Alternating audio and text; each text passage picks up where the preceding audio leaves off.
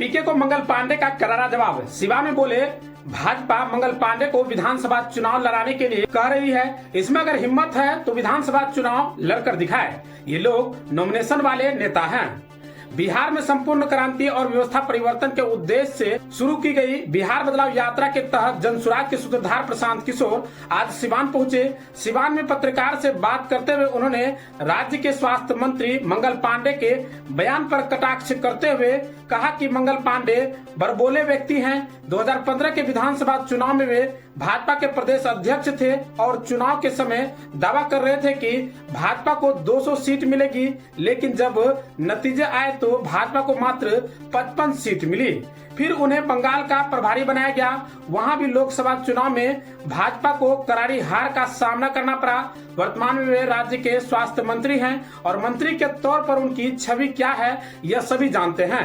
Covid महामारी के दौरान बिहार की जनता ने जो कष्ट झेली है उनके लिए कहीं न कहीं तत्कालीन स्वास्थ्य मंत्री मंगल पांडे जिम्मेदार हैं और आज भी बतौर स्वास्थ्य मंत्री उनका काम कैसा है यह हाल ही में एनएमसीएच अस्पताल में हुई घटना से पता चलता है, जिसमें चूहों ने एक मरीज के पैर की उंगली खा ली। भ्रष्टाचार में लिप्त व्यक्ति को प्रशांत किशोर पर टिप्पणी करने का कोई अधिकार नहीं है। इसके साथ ही उन्होंने कहा कि भाजपा का शीर्ष नेतृत्व उन पर इस बार विधानसभा चुनाव लड़ने का दबाव बना रहा है, लेकिन ये लोग जुगाड़ वाले नेता हैं, नामांकन कराने वाले नहीं। अगर उसमें हिम्मत है उन्हें इस बार विधानसभा चुनाव लड़ना चाहिए। आगे सुनिए क्या कुछ कह रहे हैं प्रशांत किशोर। बिहार में भाजपा के अध्यक्ष थे 2015 में।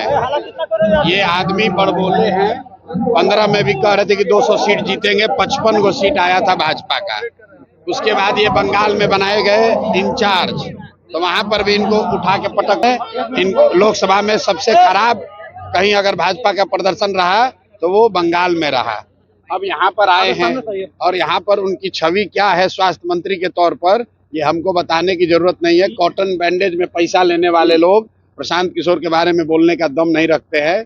और ये आदमी कोरोना के टाइम में, जो मैंने कल कहा कि जब कोरोना हुआ तो उस समय बिहार का स्वास्थ्य मंत्री मंगल पांडे थे और जो यहाँ पर अफरा तफरी मची, जो सबसे कम टेस्ट यहाँ हुआ, लोगों को जो परेशानी हुई, उसके लिए ये आदमी जिम्मेवार हैं, कुछ हद तक जिम्मेवार हैं। और ये किस मुंह से बात करेंगे? अभी कल परसों तो आप ही लोग न्यूज चलाए हैं कि ये वो स्वास्थ्य मंत्री हैं एनएमसीएच में जहां पेशेंट का पैर चूहा कुतुर रहा है। और ये सब आदमी, ये सब नेता को शर्म नहीं आ रहा है। और फिर भी पर इलाज भी हुआ कंपाउंडर के द्वारा। अरे भाई, मंगल पांडे इसी के लिए जाने जाते हैं, खाली मुंह बड़ा है, बड़बोले व्यक्ति हैं, ना राजनीतिक तौर पर कुछ कर पाए जीवन में, ना प्रशासनिक तौर पर कुछ कर पाए हैं। दम हो तो इस बार पहले बीजेपी वाला दबाव बनाए हैं, आपको बता देते हैं, खुलासा कर देते हैं। इतना इनका हालत खराब है कि मंगल पांडे पर बीजेपी के शीर्ष नेतृत्व का दबाव है कि इस बार चुनाव लड़िए, चुनाव लड़के दिखाइए, क्योंकि आज तक चुनाव नहीं लड़े हैं। सब रिकमेंडेशन वाले लीडर हैं, नॉमिनेशन वाले, लड़ने वाले लीडर नहीं है। वो तो कह रहे ख्याति प्राप्त करने के लिए आप लगातार उनके ऊपर बोल रहे हैं। किसकी ख्याति प्राप्त? मंगल पांडे का। अब भाई बिहार के जनता से पूछ लीजिए कि मंगल पांडे बड़ा नाम है कि प्रशांत किशोर बड़ा नाम है। तो कई मुख्यमंत्री बनाए हुए हैं, क्या है? 4-5 दिन नहीं हुआ, आज तीसरा दिन है। 2 दिन में, एक दिन मांझी में था, दूसरे दिन एकमा में था और आज तीसरे दिन सिवान आया हूँ। 5 दिन यहाँ रहूंगा।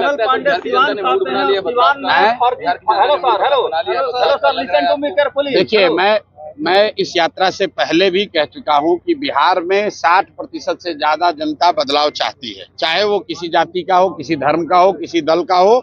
बदलाव सब चाहते हैं, सब चाहते हैं कि बिहार में व्यवस्था बदले। हर व्यक्ति चाहता है कि बिहार में सुधार हो, जो अभी की व्यवस्था चल रही है इसमें परिवर्तन हो। ये जरूरी नहीं है कि हर आदमी जो बदलाव चाहता है वो जनसुराज को चाहता है। मैं गलत बात नहीं करता हूँ, लोग बदलाव निश्चित तौर पर चाहते हैं। अब अगले 5 महीने में जनता के सामने ये विकल्प है कि जो पहले से 30-35 वर्ष से जांचे परखे दल हैं, क्या वो बदलाव ला सकते हैं? उनको जनता वोट देती है कि उनके सामने एक जो नया सशक्त ईमानदार विकल्प के तौर पर जनसुराज का ऑप्शन है, वो जनता जनसुराज को चुनती है। बदलाव तय है। निजाम, बिहार का निजाम नवंबर में बदल जाएगा, नया मुख्यमंत्री बनेगा, ये लिख के ले लीजिए। बदलाव तय है, कौन बनेगा उसका फैसला अगले 4 महीने के लोकतांत्रिक लड़ाई में तय हो जाएगा। सिवान में फर्जी नर्सिंग होम में बहुत सारे लोग मर रहे हैं। मंगल पांडे सिवान जिला से आते हैं, स्वास्थ्य मंत्री। भाई देखिए, फिर आप मंगल पांडे, हम सिवान में घुसे हैं।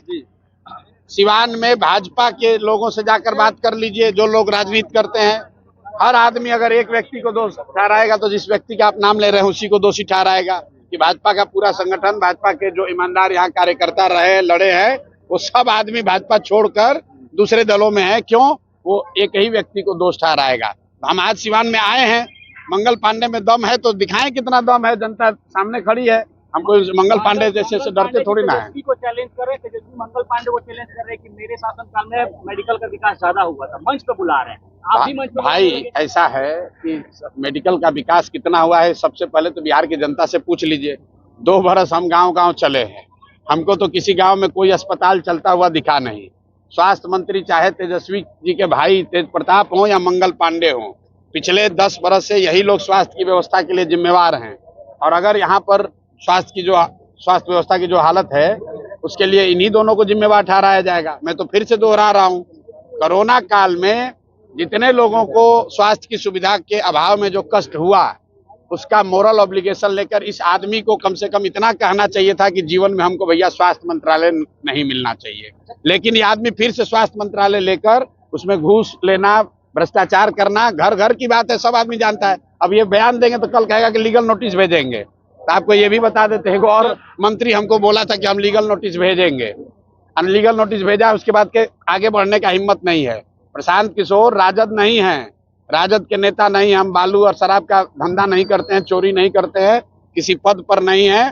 सरस्वती की कृपा है, अपना कमाते हैं, अपना खाते हैं। मंगल पांडे और इस सरकार के जितने उगाही मंत्री हैं, वो प्रशांत किशोर को डरा नहीं सकते हैं। जो दिन में जो मन हो वो कह ले। अभी साल भर पहले तो नीतीश कुमार, कांग्रेस और तेजस्वी यादव की सरकार थी, तो उन्होंने किसने रोका था कि भाई पहले से पैसा दे देते।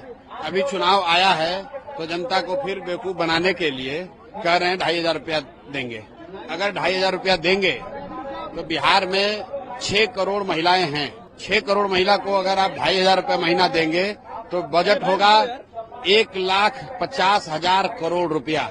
बिहार का बजट है 3 लाख करोड़, उसमें से योजना बजट सिर्फ उपलब्ध है 1 लाख करोड़ खर्च करने के लिए।